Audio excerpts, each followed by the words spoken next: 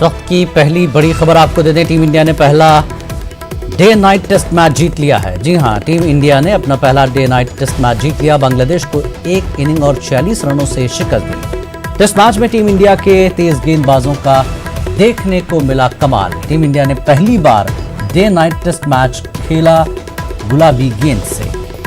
बड़ी खबर, team India ने अपना पहला डे नाइट टेस्ट मैच जीत लिया है। बांग्लादेश को एक इनिंग 46 रनों से शिकस्त दी है। टेस्ट मैच में टीम इंडिया के तेज गेंदबाजों का कमाल देखने को मिला है। टीम इंडिया ने पहली बार डे नाइट टेस्ट मैच खेला गुलाबी गेंद से।